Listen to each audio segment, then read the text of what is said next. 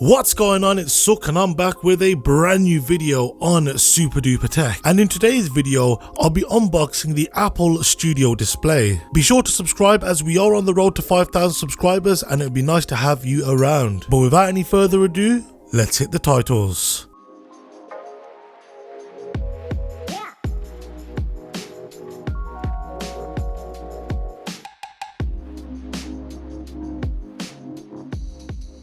So first things first, let's get into talking about the pricing. So here in the United Kingdom, it starts off at £1,499, and depending on if you want the textured glass or the height and tilt adjustable stand, it can set you back up to £2,149. And if you are based in the United States, it can set you back anywhere from $1,599 all the way up to $2,299. It's a 27-inch 5K Retina display with a resolution of 5120 by 2880, which gives it a pixel density of 218 pixels per inch. It's also capable of getting up to 600 nits in brightness, so nowhere near the brightness levels of Apple's premium Pro Display XDR.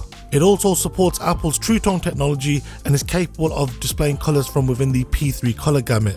But enough about that, let's crack open the box and see what comes included with Apple's Studio Display. So pulling the tab on the top of the box and peeling the seal, we get to see what comes included with the Studio Display. So in typical Apple fashion, the Studio Display sits atop, and placing this to a side, we get our first look at what other things come included. So the only thing that comes with the Studio Display is a plain box. There's no design by Apple in California on the outside of the box, as you only see this when you open the box. Now within this, you'll find your documentation which gives you a general overview on how to set up the Studio Display to your Mac, along with further instructions and details on your health and safe and warranty status.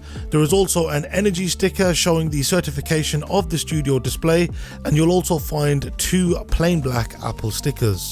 And the last item included with the Studio Display is our Thunderbolt 4 cable.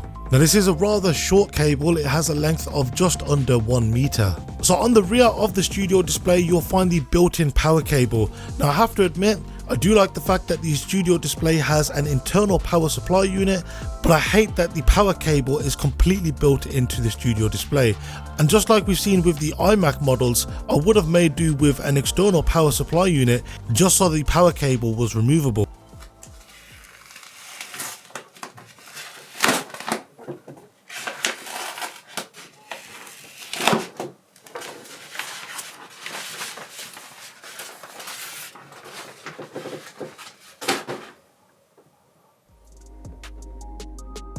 So that will be it for today's video. Of course, if you enjoyed the video, then be sure to smack the like button, and if you are new around here and want to be one of the first 5,000 people to do so, then go ahead and subscribe, clicking the bell icon to be notified of when a new video goes live. Of course, if you've got any questions with anything you've seen in today's video, or if there's anything you would like to see tested with the Studio Display, then be sure to leave them down below in the comment section, or alternatively you can hit me up on my social media, links to which can be found down below in this video's description.